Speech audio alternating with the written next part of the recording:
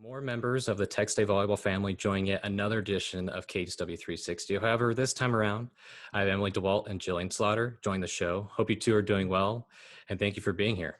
Yes, thank you for having us. Yeah, and it's funny, the last time I saw the both of you was when you won back-to-back Sun Belt championships. When you look back at that moment and fast forward to now, how much has changed for you in terms of volleyball and personal life, and how has the adjustment been for the two of you? Yeah, the big break we had was really challenging since we couldn't all be together, but I think we did a really good job as being connected as much as we could, virtually. I think that brought us together and was really nice.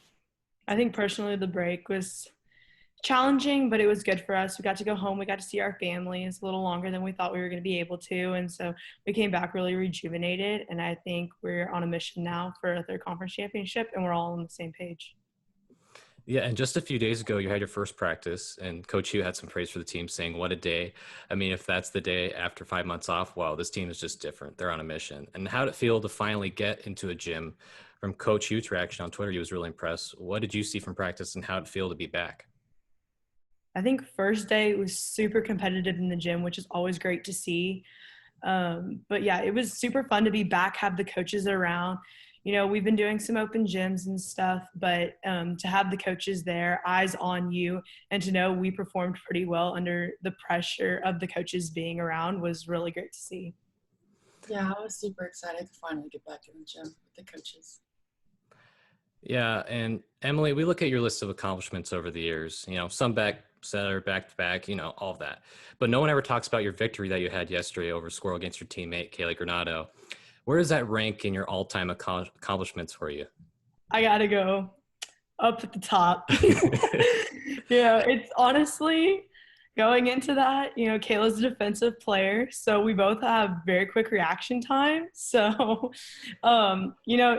it was not a guaranteed win, which is kind of scary, but it was always just fun, good competition. And I have to say for the both of you, when it comes to playing games like that, who's the most competitive when it comes to games like this?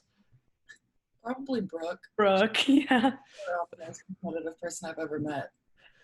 Well, we know I'm not totally surprised, but makes sense. And it's funny that you mentioned Brooke, because 2 weeks ago I had Brooke and Tierney on the show and got some information on the both of you. When I asked who was the most responsible, they immediately, with no hesitation, said you, Emily. Would you say that's a fair or foul statement? And also, I want your opinion, Jill. Is Emily the most responsible? Yeah, I'd say that. But I think it's pretty on point. And you weren't left out of the fun, Jill. They said that you were the one who's responsible for coordinating all the dancing now. How much pride do you take in it being the dancing coordinator for Texas State Volleyball? I find that stuff really fun, so I like it. Do you have any new moves ready to go for this upcoming season? Oh yeah, I'm big on love TikTok, so I got all those TikTok dances ready for us. I'll make sure to check it out as go. And I know that before you had your first practice, you had to meet together and talk about kind of the rules and regulation. We also had a lip sync battle.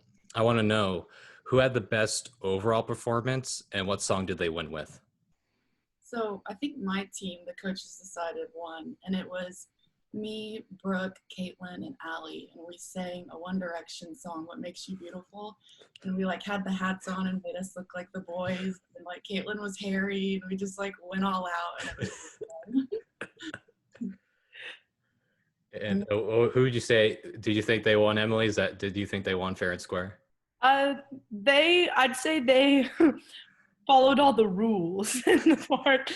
My group was really, really good. We went all out with the choreo, but we didn't know all the words to our songs, so we didn't lip sing the whole thing. Hey, it's better luck next time. Just gotta get them next time.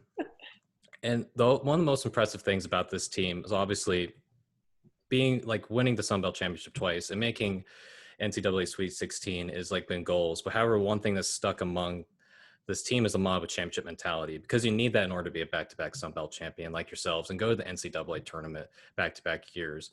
What are the values and morals needed as a team, as an individual, to have that type of mentality? I think personally for me, coming in as a freshman, our seniors did a really good job of showing us really great leadership. And so they've been role models to me now that I'm an upperclassman, to be able to show the freshmen, even the sophomores, what a championship culture is like. And I think a lot for us is just being disciplined and beating the hard, even when, like for last night, for example, we didn't have the best practice, but we came in and we will be building on those things, and at some point we will get better. It's just staying disciplined in the little things when we start to get tired, and that will help us in those matches when we are extremely exhausted throughout the season. Yeah, I definitely agree with Emily. We had like really good role models coming in as freshmen, and now we're the upperclassmen, so we have to like be the good role models. And then I think as a team, we're very good at like keeping each other accountable, and so I think that's one of the main things that make us that championship culture. And I know that throughout this, one of the biggest difficulties is if there was going to be a season or not. And it was announced there would be a season. How did it feel to finally, after all the months off and up in the air about if we're going to have a season out there, you actually have a schedule in front of you and that there is going to be a season? Mm-hmm. Yeah, it was great. I mean, we were putting in the work during the spring when we were all back at home, just hoping we would have a season. And so when we finally got the news that we are going to, it was just really great. And all that hard work is now going to be paid off. Yeah, I think we're all super excited to be able to know that now we do have that opportunity to three-peat. And so now we're all on the same page and we're all working toward the same goal. And it's just really great to all be back. And the last question I wanted to ask you both was, obviously, Coach Hugh is now the head coach of the Texas State Volleyball team, followed by Coach Keith Anderson and Coach Tori Plugi. What has it been like to kind of go through that adjustment with having a legendary coach and Coach Chisholm, but now moving up with Coach Hewitt and Coach Anderson and Coach Plugi? What has that adjustment been like, and what has the environment, or how has it changed in any way? I think for me personally, we went from a coaching staff with tons of experience, Chisholm 40 years, to a newer coaching staff. They brought a lot of life and a lot of energy into the gym, which has been great.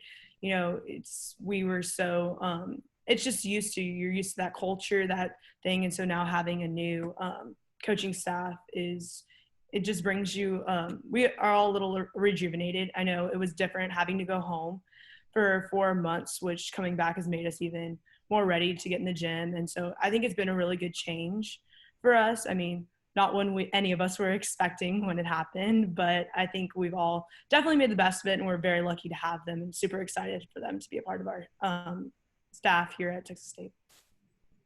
Yeah, I'm definitely loving the new coaching staff. I mean, we've had Sean as our assistant coach, so we knew we loved him. And then I think just the cultures has been the same, and I think them coming in just brings in so many new ideas, because it's like from what we had, and then we just get added new stuff, and it just has really made us better.